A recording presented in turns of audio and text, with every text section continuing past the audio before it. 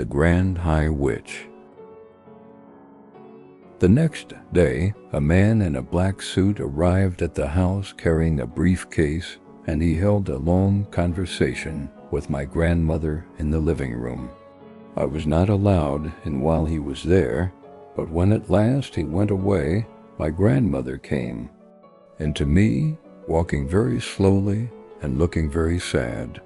"That man was reading me your father's will," she said. "What is a will?" I asked her. "It is something you write before you die," she said. "And in it you say who is going to have your money and your property. But most important of all, it says who is going to look after your child if both the mother and father are dead." A fearful panic took hold of me. "It did say you, Grandmama?" I cried. "I don't have to go to somebody else, do I?" "No," she said, "your father would never have done that. He has asked me to take care of you for as long as I live, but he has also asked that I take you back to your own house in England. He wants us to stay there." "But why?" I said. "Why can't we stay here in Norway? You would hate to live anywhere else. You told me you would." "I know," she said, "but there are a lot of complications with money and with the house that you wouldn't understand. Also, it said in the will that although all your family is Norwegian, you were born in England and you have started your education there, and he wants you to continue going to English schools." "Oh, Grandmama," I cried. "You don't want to go and live in our English house. I know you don't." "Of course I don't," she said, "but I am afraid I must. The will said that your mother felt the same way about it, and it is important to respect the wishes of the parents." There was no way out of it. We had to go to England, and my grandmother started making arrangements at once. "Your next school term begins in a few days," she said, "so we don't have any time to waste." On the evening before we left for England, my grandmother got on to her favorite subject once again. "There are not as many witches in England as there are in Norway," she said. "I'm sure I won't meet one," I said. "I sincerely hope you won't," she said, "because those English witches are probably the most vicious in the whole world." As she sat there smoking her foul cigar and talking away, I kept looking at the hand with the missing thumb. I couldn't help it. I was fascinated by it, and I kept wondering what awful thing had happened that time when she had met a witch. It must have been something absolutely appalling and gruesome, otherwise she would have told me about it. Maybe the thumb had been twisted off, or perhaps she had been forced to jam her thumb down the spout of a boiling kettle until it was steamed away, or did someone pull it out of her hand like a tooth?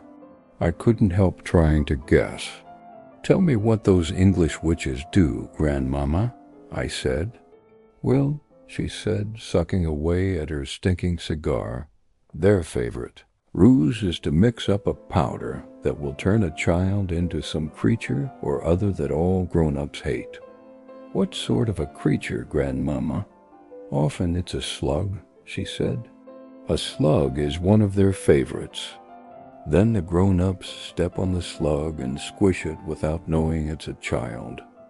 "That's perfectly beastly," I cried. "Or it might be a flea," my grandmother said. "They might turn you into a flea, and without realizing what she was doing, your own mother would get out the flea powder, and then it's goodbye you."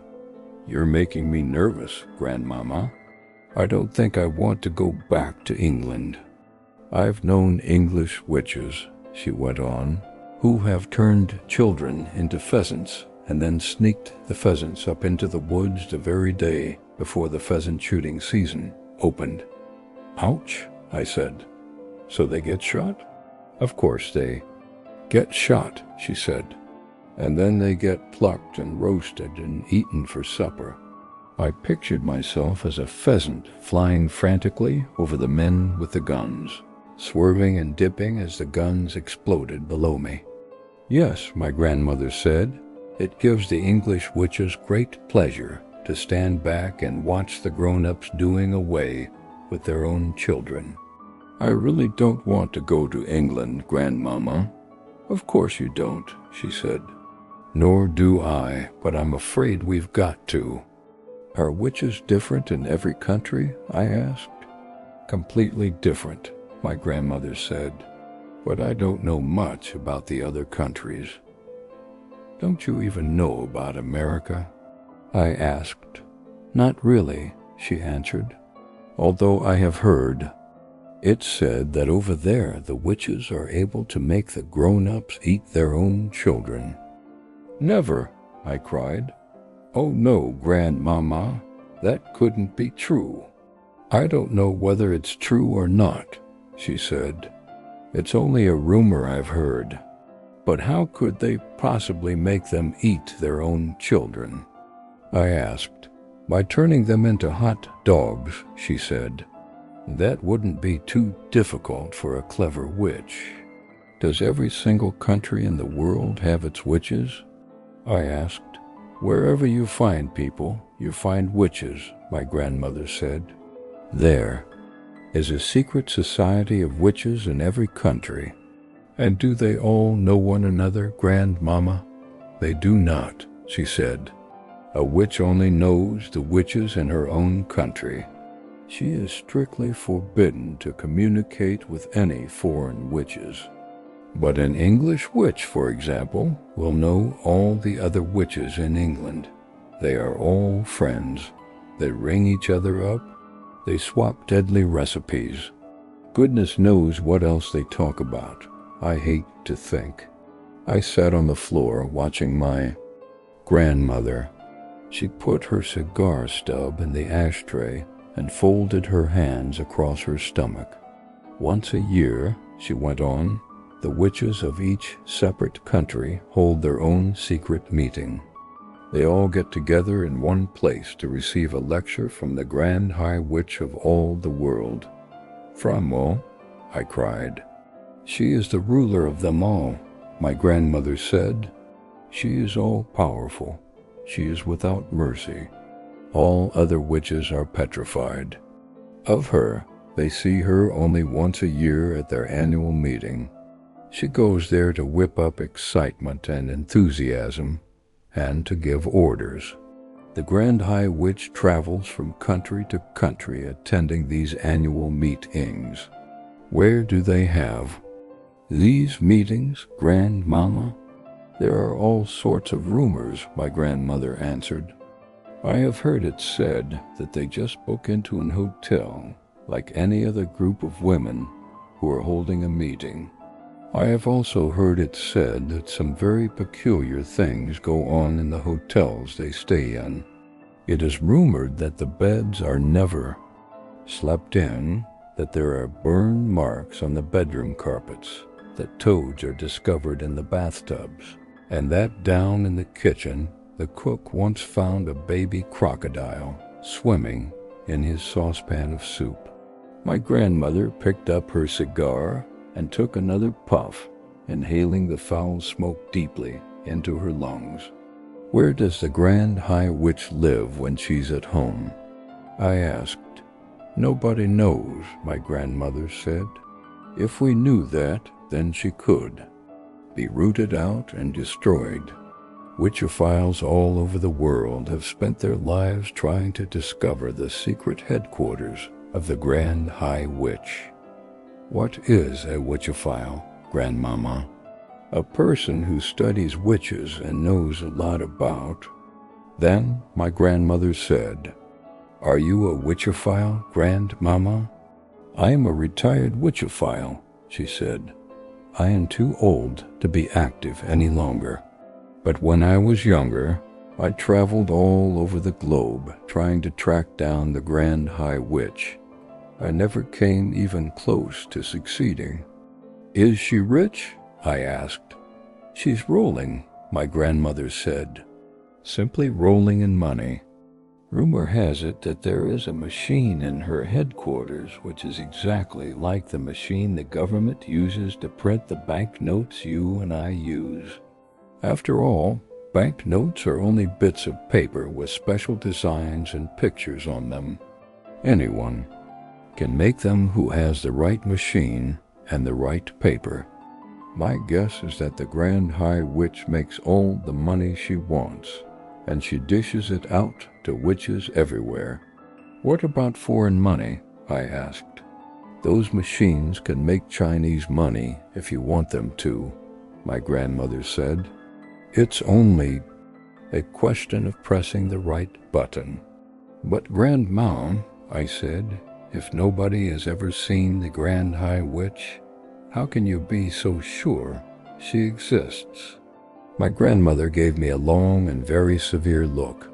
Nobody has ever seen the devil, she said, but we know he exists. The next morning we sailed for England, and soon I was back in the old family house in Kent, but this time with only my grandmother to look after me. Then the Easter term began, and every weekday I went to school, and everything seemed to have come back to normal again. Now, at the bottom of our garden, there was an enormous conker tree, and high up in its branches, Timmy, my best friend, and I had started to build a magnificent tree house. We were able to work on it only at the weekends, but we were getting along fine. We had begun with the floor, which we built by laying wide planks between two quite far apart branches and nailing them down. Within a month, we had finished the floor. Then we constructed a wooden railing around the floor, and that left only the roof to be built. The roof was the difficult bit. One Saturday afternoon, when Timmy was in bed with flu, I decided to make a start on the roof all by myself. It was lovely being high up there in that conker tree, all alone, with the pale young leaves coming out everywhere around me. It was like being in a big green cave, and the height made it extra exciting. My grandmother had told me that if I fell, I would break a leg, and every time I looked down, I got a tingle along my spine. I worked away, nailing the first plank on the roof.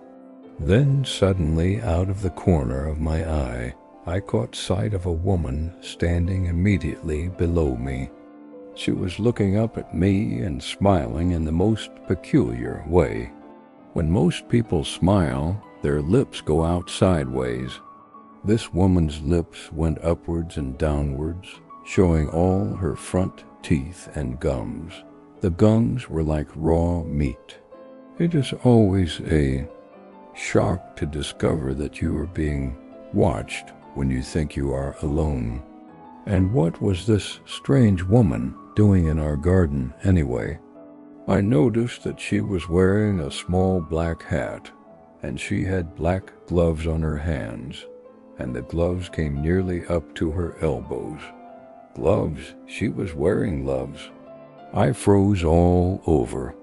"I have a present for you," she said, still staring at me, still smiling, still showing her teeth and gums. I didn't answer.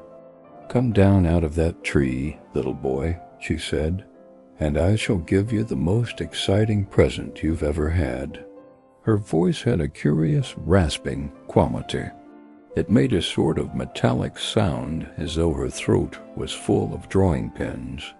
Without taking her eyes from my face, she very slowly put one of those gloved hands into her purse and drew out a small green snake. She held it up for me to see. "It's tame," she said. The snake began to coil itself around her forearm. It was brilliant green.